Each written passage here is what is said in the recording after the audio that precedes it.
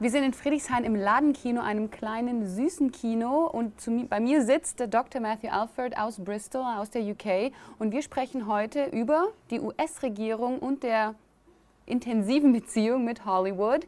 Und darüber, dass, I'm going to switch to English now, and about new documents that have been released concerning the US Defense Department and Hollywood. Yeah, so last month I received over 1,000 pages of documents from the Pentagon, which is the Department of Defense in the United States. And the 1,000 pages of documents revealed the extent to which the Defense Department has involved itself within the screen entertainment, productions over the past 10 or so years. We were quite surprised by the level of involvement, or not by the level of involvement, but by the amount of shows that it was involved with. This was a Freedom of Information Act request put in by myself and another researcher called Tom Secker. And they've been involved in one way or another with TV shows like MasterChef, Undercover Boss, Cupcake Wars, all sorts of, and of course fictional shows like Army Wives as well. And all of these, and the pages and pages of material there suggested that that they had quite a wide-ranging interest in moulding Hollywood and TV productions to their own dictates where possible. The Defense Department has been involved in all of these productions and nobody knew about, but why is it so controversial about it? What's the controversy, since we know that the Department of Defense, the Pentagon, the CIA have been involved in quite a few productions in the past, Iron Man, Transformers, Homeland, just to name a few? I think the controversy is the fact that there is no controversy in a way, because if the Pentagon was to release all of its documentation, or was to explain everything about what it has done within these TV shows and within various different films like you mentioned, then I think that would cause some uproar, because it would be showing that it made at least some kind of political changes to a lot of the major films that we know and love, whether that's Transformers series, or the Terminator Salvation film, or any number of other movie productions over the past 10 years or so. We know that it would be controversial because in 2004, David Robb released a book called Operation Hollywood, where he did have full access to the censored material by the Pentagon throughout the 20th century.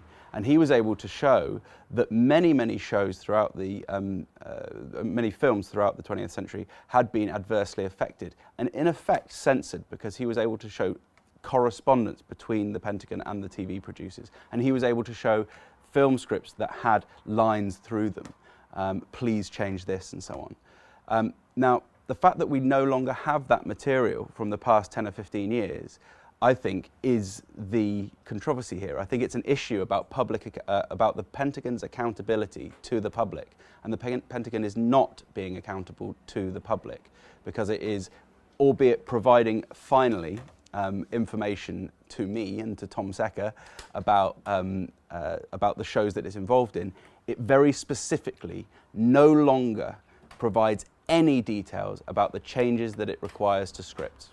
Why should the Pentagon be held accountable?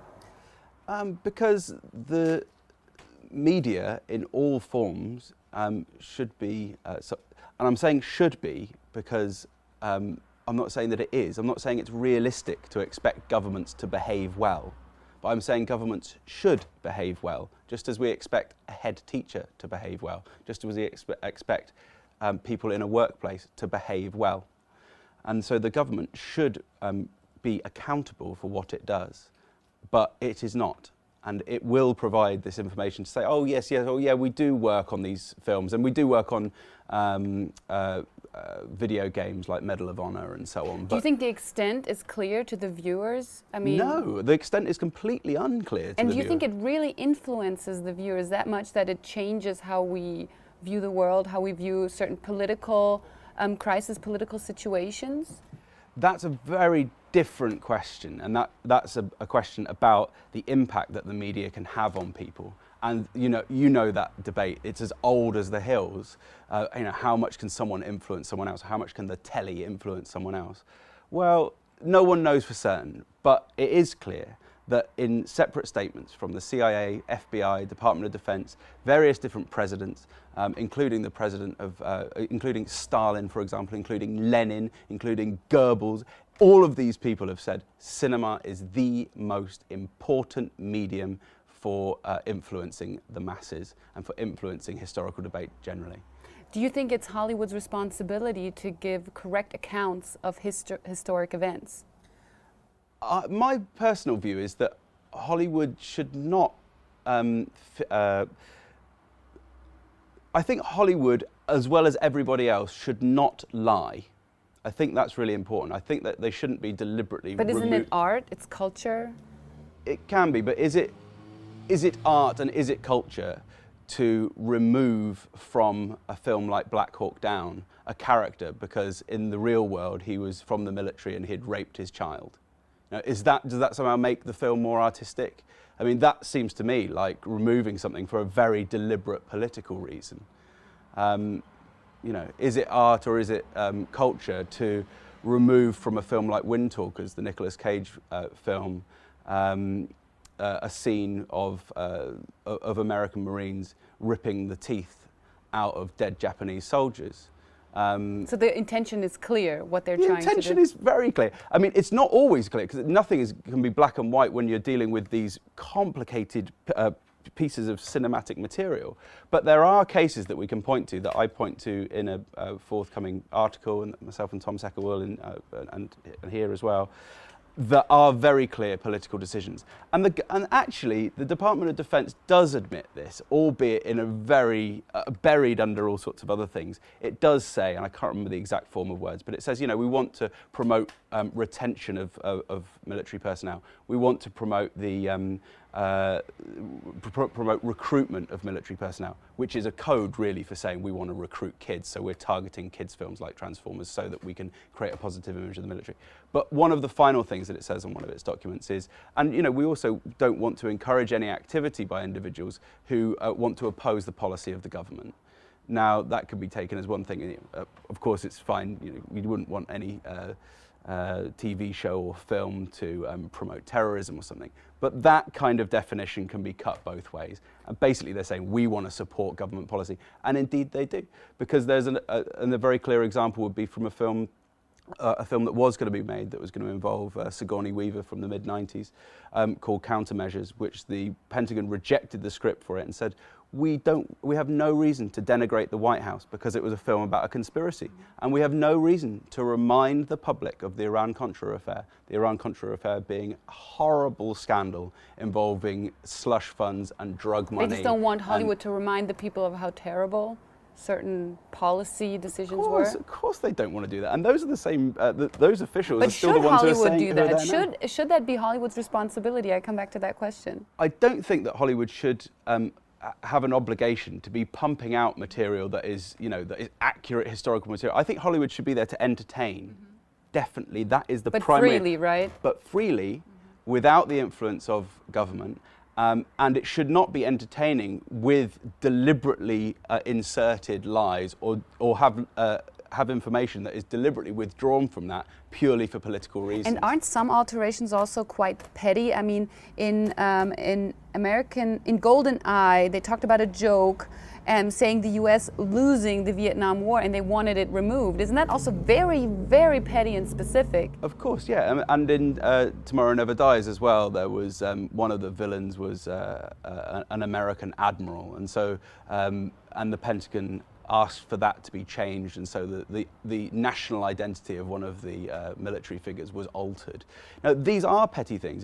I'm certainly not an absolutist on this kind of thing. I think that Hollywood should be very free and should be very creative and should have a full range, should say the full range of things. Why are always, if you say a full range of things, why are the villains a lot of the time Russian? Isn't that something that has been embedded in our minds? Do you think that serves a purpose? Well, it serves many purposes, doesn't it? But it's not. It depends how. When you say serve a purpose, you're implying that that means a conscious thing or a deliberate program. That's a different. That's a different question. And it's much harder to get to the bottom of that. I'd say that most of those things are not orchestrated by. Bear in mind that these really are organisations that are entertainment liaison offices.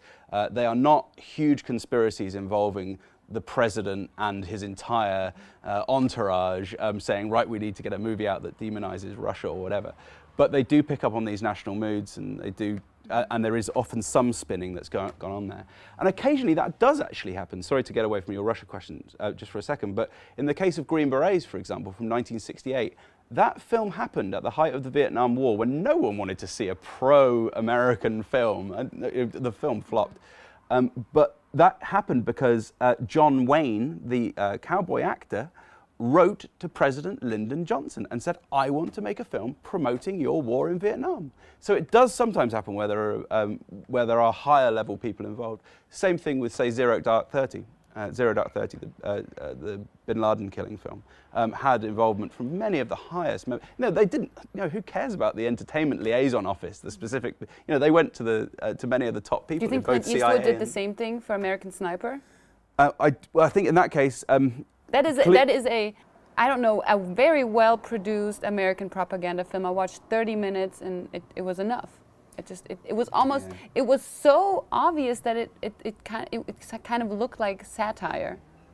Yes, I know exactly what you're saying, but I think this points to a bigger problem in Hollywood, which is, and certainly I do not think that the Department of Defense and these other government organizations are the only problem by any means. I think there's a broader culture of general, not xenophobia, but just myopic nature, just a blind sort of nationalist, sort of fervour and ignorance and lack of care for people, not just people outside of the United States, but often even people outside of Los Angeles and Hollywood, Los Angeles and New York, because those are the main cities that are always the ones that are about to be terrorized or bombed or eaten by a shark or whatever it's going to be. I have one last question for you. What do you think is more influential, the news or Hollywood? Well, again, that gets... How can I answer that? I mean, Hollywood is all pervasive and everybody watches it from every age. It gets into every corner of the world.